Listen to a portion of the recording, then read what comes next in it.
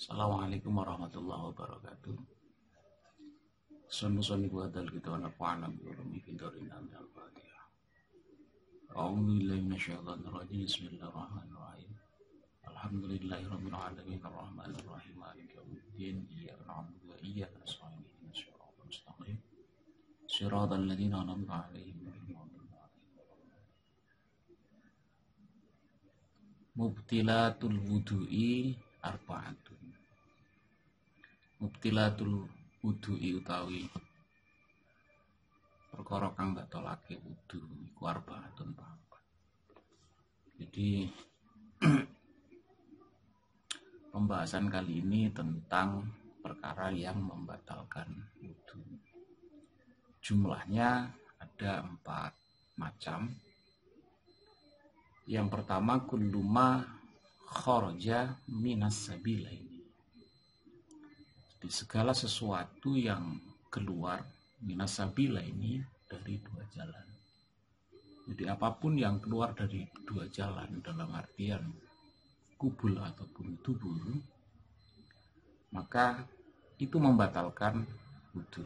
Satu contoh misalkan dari jalan depan, artinya memang dari kemaluan itu keluar berupa cairan, baik itu air seni, kemudian mani, madhi, wadi, itu juga membatalkan wudu.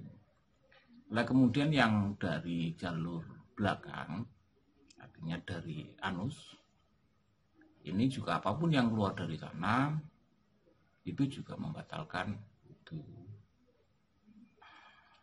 Batalnya wudu itu keluar dari anus, misal kita contohkan kayak yang tidak terlihat tapi memang terasa keluar seperti kentut, itu juga membatalkan wudu.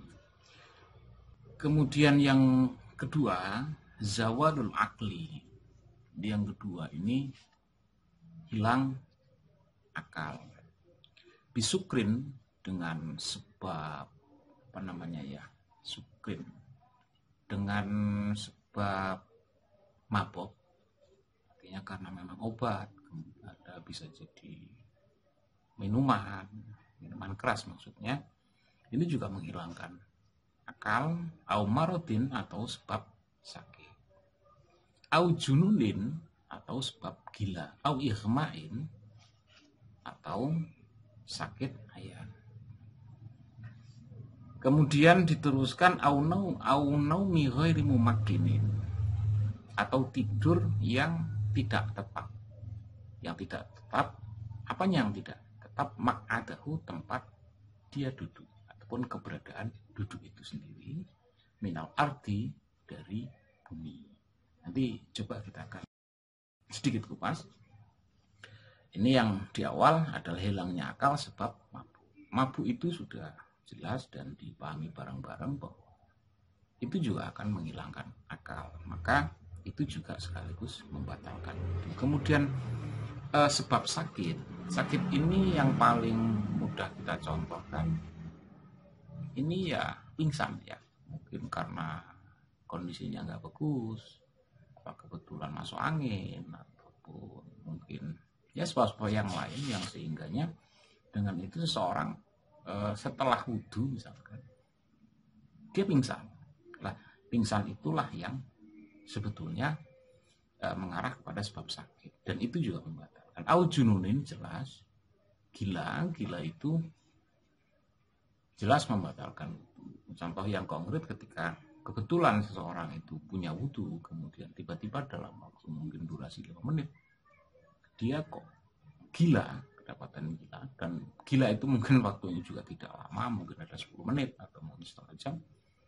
Nah, saat dia tersadar ataupun saat dia sembuh kembali dan mungkin akan melakukan aktivitas ataupun muamalah seperti sholat ataupun yang lain, dia juga sudah kena yang namanya batalnya wudu.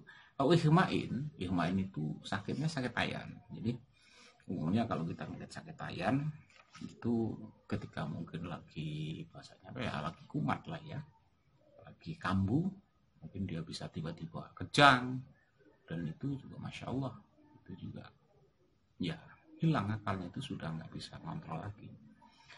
Nah ini menyebabkan wudhu itu batal.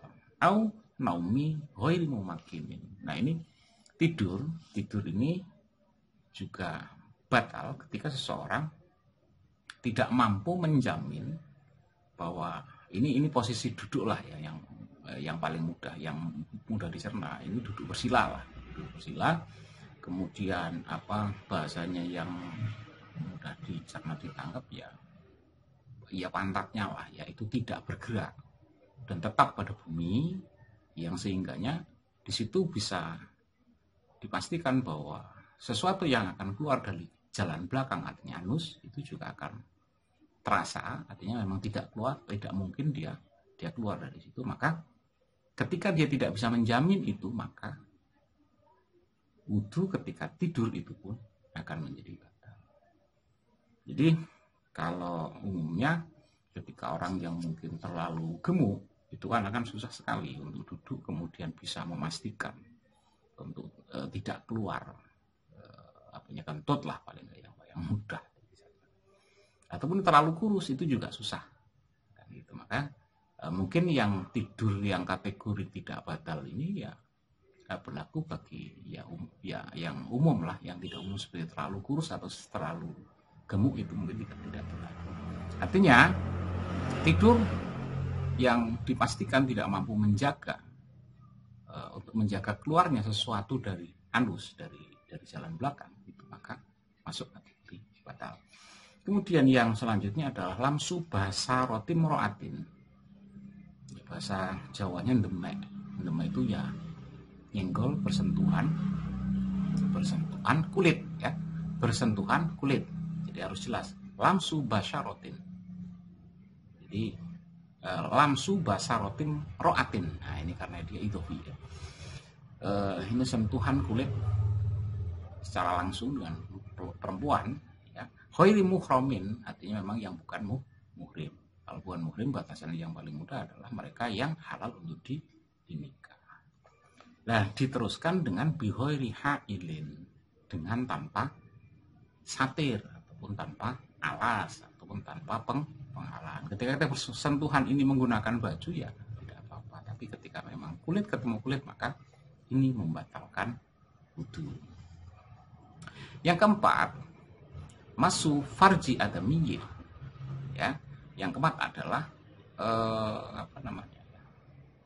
memegang kemaluan anadam, artinya manusia ya, manusia bibatinil kafi, dengan batin atau bagian dalam telapak tangan, la bi dzahiriha wa harfiha wala bi ru'usil asabi. Nah, ini yang mudah bahasa ini kita terjemahkan begini. Ini telapak tangan, kemudian kita tengkurapkan ini. Lah ketika tangan posisi begini, bagian yang tertutup inilah yang batal ketika seseorang memegang kemaluan. Nah, ini yang harus dipahami. Lantas pertanyaannya yang muncul, ini banyak sih referensi yang lain diterangkan bagaimana ketika ini, mohon maaf mungkin bahasanya agak kurang pas atau ya agak gimana lah ya, agak tabu mungkin dibicarakan, tapi ini fikih harus dibicarakan. Misalkan kebetulan dalam kondisi misalkan si mayit, misalkan kita ketemu mayit kemudian kebetulan kita memandikan sekarang, ketika kita memegang dengan bibatinil kaf itu apa membatalkan? Bahasanya atau jawabannya jelas itu membatalkan. Kemudian bagian mana yang mungkin harus kita batasi ataupun harus jelas pembatasannya, di mana kita memang batal ketika memegang kemaluan. Ini juga perlu saya utarakan, walaupun bahasanya agak ya pantas nggak pantas juga harus diungkapkan. Jadi kalau laki-laki mana yang disebut kemaluan, ini saya langsung ke bahasa saya, bahasanya ada batang benis ataupun zakar. Nah, mulai pangkal sampai ujung inilah yang ketika dipegang dengan bibatinil kaf itu membatalkan wudhu. Nah kemudian bagaimana dengan perempuan? Anggota yang mana sih sebenarnya yang dipegang itu? menjadikan seseorang yang punya wudhu menjadi batal. Kalau bahasa orang Jawa bilang itu kan ya, ukurannya nek wong wedok ndodok metotok iku ketok. Nah, gitu. Jadi ketika seseorang perempuan, artinya ketika seseorang duduk dalam kondisi jongkok dan misalkan ini misalkan tanpa tanpa apa namanya, tanpa celana lah jelasnya gitu, dan itu kelihatan, bagian itulah yang ketika dipegang itu membatalkan itu. Terus ketika memegang jalan belakang anus ya, ini juga harus bagian mana yang ketika itu dipegang dengan bibatinil kaf, dengan telapak tangan, ini menjadikan dia batal. Ini kalau anus batasannya, ini mohon maaf, di anus itu ada, kalau kita lihat secara fisik itu ada bahasanya kolong ya, kolong hitam yang melingkar. Nah, ketika kolong itu masuk dalam kategori kolong itu durasi, bukan durasi, wilayah kolong hitam itu yang kita pegang, itulah yang membatalkan itu. Jadi kenapa ini saya ungkapkan, karena memang biar jelas. Jadi kita tidak ragu-ragu fikih berbicara seperti itu, kita tinggal mengikuti saja. Untuk sementara pembahasan kita tentang mubdilatul wudhu'i cukup. Mudah-mudahan juga yang artinya pembahasan yang pendek ini mudah-mudahan bisa bermanfaat buat kita semua.